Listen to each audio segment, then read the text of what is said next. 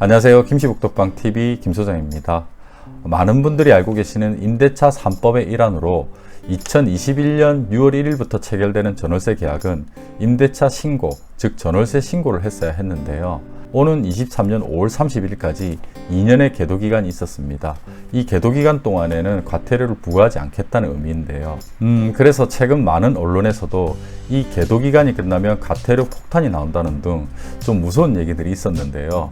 막연하게 잘 모르시는 분들은 이에 대해 걱정이 많으셔서 최근 저한테도 많은 문의가 있었습니다.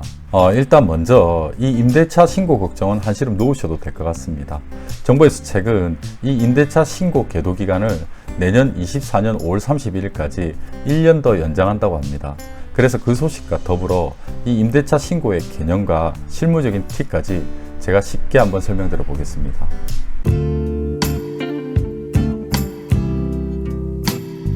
자, 먼저 우리 주택임대차 신고제 개념부터 한번 살펴보겠습니다. 주택임대차 신고제란 다른 말로 전월세 신고제라고도 부르는데요.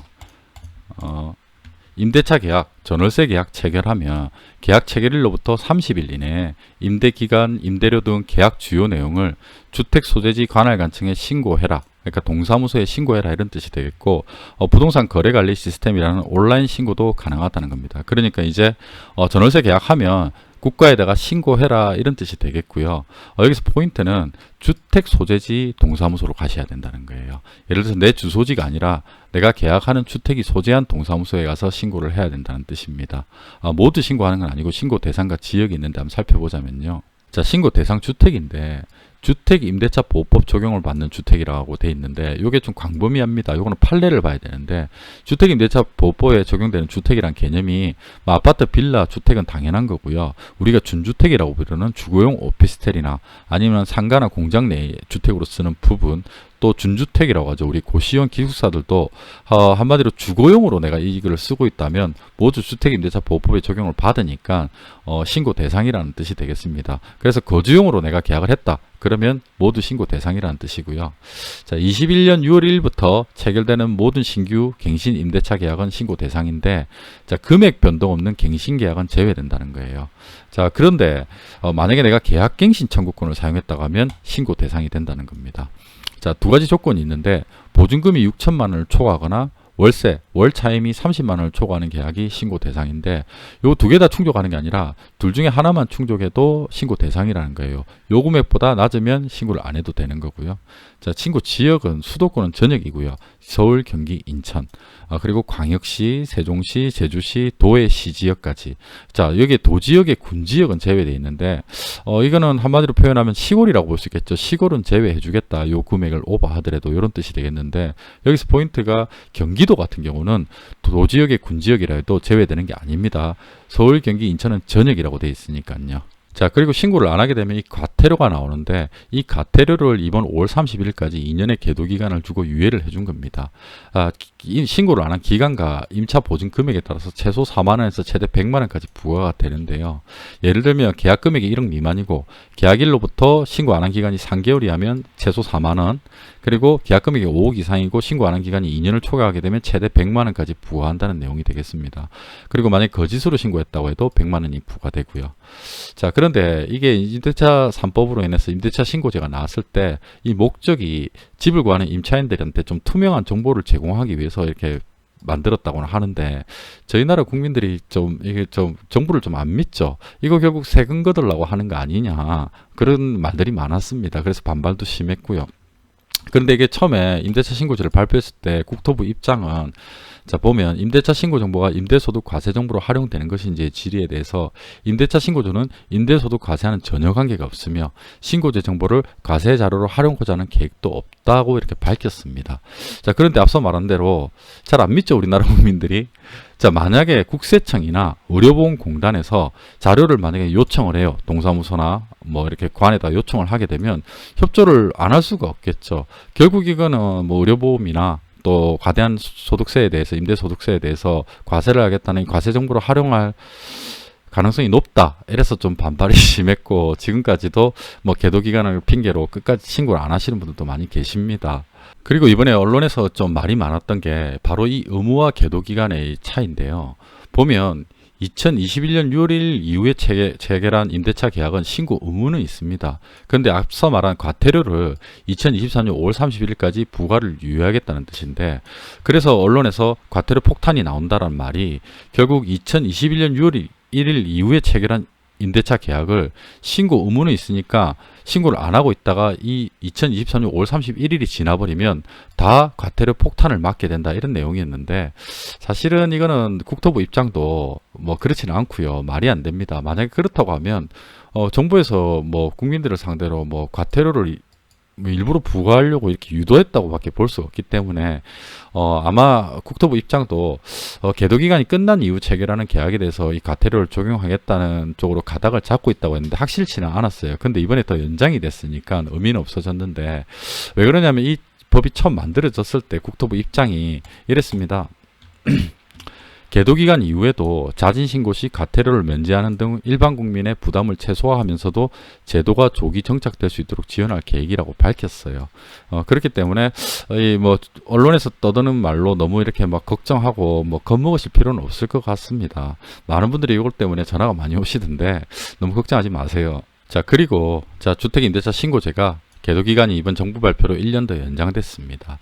자, 보면 주택임대차 신고제 계도기간을 당초 23년 5월 31일에서 24년 5월 31일로 1년 연장한다고 밝혔다라고 이렇게 발표를 했고요. 이번 연장은 앞서 말한 대로 제가 걱정하지 말한 게, 신고제의 취지가 과태료 부과가 아니라 임대차 신고를 통한 투명한 거래 확립이라는 점, 그간 계도기간 중에 신고량이 증가해온 점을 종합 고려하여 결정하였다. 자, 근데 이게 임대차 신고를 통한 투명한 거래 관행 확립이라고 또 새로운 정보들, 임대차 정보를 임차인한테 이렇게 좀 투명하게 제공하겠다는 뜻인데, 임차인들이 이 정보 어디서 확인합니까? 처음에 이 법이 좀 지난 정부에서 워낙 졸속으로 만들어지다 보니까 임차인이 이 지역의 임대료가 얼마고 얼마의 실거래가 신고가 됐는지 그런 사이트에 대한 안내라든지 그런 게 좀 있었어야 되는데 그런 게 없었던 것 같아요. 뭐 그래서 이게 결국 계속 이거 세금 거들라고 하는 거 아니냐라는 말이 나오는 겁니다. 자, 보면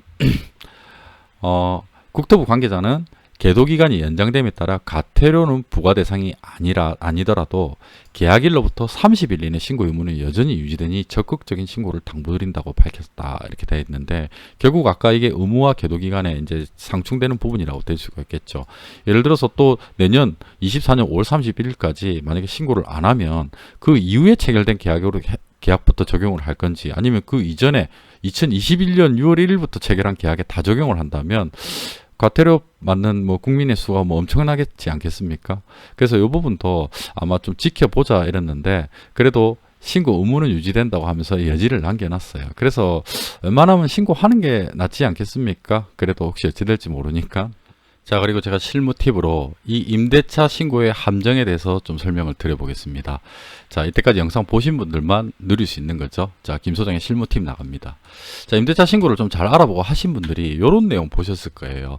이거는 그 국토부 임대차 신고제 나왔을 때 발표했던 내용이기도 하고, 또 부동산 거래 신고에 관한 법률에 이 부분이 딱 명문화되어 있습니다. 자, 다른 법률에 따른 신고의 의제 절차, 뭐냐면 주민등록법상 전입신고를 할 경우 임대차 계약서를 첨부하면 임대차 신고를 한 것으로 규정한다라고 돼 있고, 또 임대차 신고를 그냥 하게 되면 동사무소 가서 계약서를 제출한 경우 주택임대차보호법에 따른 확정일자가 부여되는 것으로 하였다라고 돼 있어요. 그래서 요거 꼼꼼히 읽어보신 분들이나 아니면 뭐 인터넷 포스팅 기록을 보신 분들은 내가 뭐 전입신고 할 때 계약서 냈으니까 임대차 신고 됐겠지라고 생각하는 분들이 있습니다. 그리고 내가 임대차 신고에서 계약서 제출했으니까 확정일자도 자동으로 부여됐겠지라는 분들 계세요.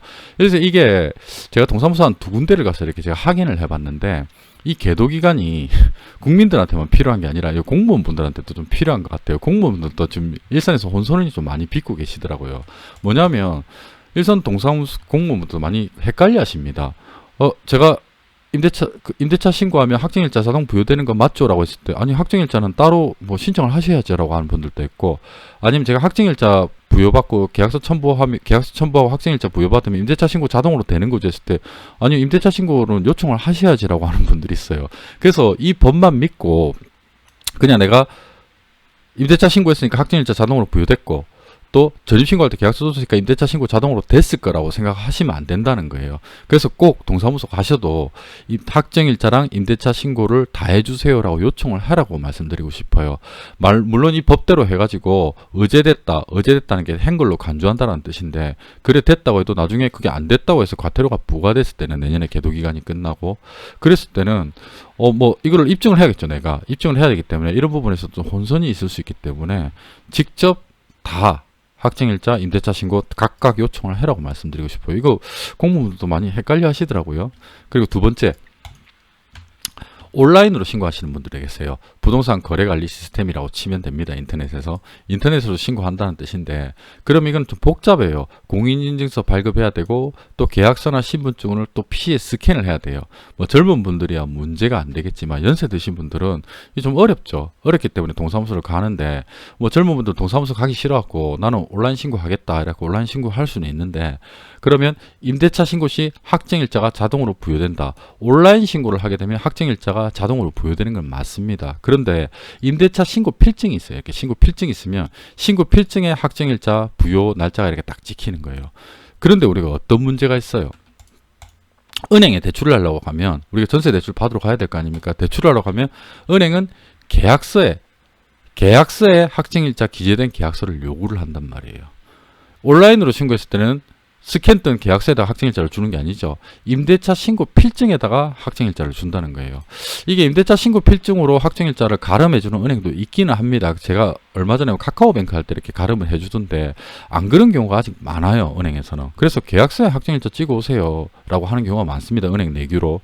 그래 되면 젊은 분들 어때요? 내가 공인인증서 발급받고 계약서 스캔 뜨고 신분증 다 스캔 뜨고 다 해서 동사무소 안 가려고 했는데 결국은 동사무소를 가야 된다는 거죠. 왜? 계약서에 확정일자를 다시 받으러. 왜? 은행에서는 그렇게 요구를 하니까. 이럴 경우 우리 어때요? 동사무소를 안 가려고 온갖 지랄을 다 해서 이렇게 했는데 다시 동사무소를 가야 하는 경우, 이럴 경우 우리는 지랄 맞다고 하죠. 그렇기 때문에 이런 경우가 있기 때문에 제가 이걸 한 방에 해결할 수 있는 방법을 말씀드리겠습니다. 계도기간에서 계속 은근히 신경 쓰이는 임대차 신고, 또는 온라인으로 임대차 신고를 했는데 확정일자가 찍힌 계약서를 가져오라는 은행, 이 모두를 제가 한 방에 해결할 수 있는 팁을 가르쳐 드리겠습니다. 자, 이 방법은요, 여러분들이 임대차 계약을 체결하고 확정일자와 임대차 신고를 하러 동사무소 갈 필요도 없고요, 또는 개별적으로 온라인 신고를 할 필요도 없습니다. 바로 부동산 계약만 잘하면 됩니다. 부동산 전자계약을 하시면 돼요. 이 공인중개사분을 통해서 우리가 대부분 전월세집을 구하지 않습니까? 이 공인중개사분께 부동산 전자계약으로 계약을 체결해 달라고 요청을 하시면 됩니다. 일선 공인중개사분들께서 아직 이 전자계약을 해보시지 않은 분들이 좀 꺼려 하실 수도 있는데, 공인중개사 협회에서 안내가 잘 돼 있으니까 강력하게 소비자분들께서 요청하시면 대부분 해주실 겁니다. 이 전자계약은 많은 장점이 있어요. 한번 살펴보자면요, 오늘 우리가 임대차 신고 요지가 이거였죠. 이 전자계약을 하게 되면 거래 임대차 신고 및 확정일자가 자동으로 신청됩니다. 이뿐만이 아닙니다. 이 전자계약을 하게 되면 우리가 전세자금 대출이나 담보대출을 받을 때도 대출 우대금리를 적용받고요. 또 우리 전세자금 대출을 받을 때 전세보증보험에 가입해야 되지 않습니까? 이 보증료 또한 인하를 받을 수가 있어요. 요거 말고 뭐 중개보수 지원도 있는데, 요거는 뭐 자금 다 소진되면 끝나고 또 조건도 좀 까다롭습니다. 요거는 그냥 알고만 있으시면 좋을 것 같고, 이렇게 전자계약을 하게 되면, 자, 전자계약서를 이렇게 한번 볼게요. 자, 부동산 주거임대차 전자계약서가 이렇게 있으면 이 전자계약에는 이렇게 확정일자가 자동으로 부여되고요. 또 이 전자계약 부서에서 국토부에서 자동으로 동사무소에, 관할 동사무소에 임대차 신고까지 자동으로 요청이 되는 겁니다. 그럼 내가 할 게 아무것도 없는 거죠. 그래서 이 전자계약을 모르시는 분들 많던데 많이 활용해 보시라고 좀 권해드리고 싶습니다.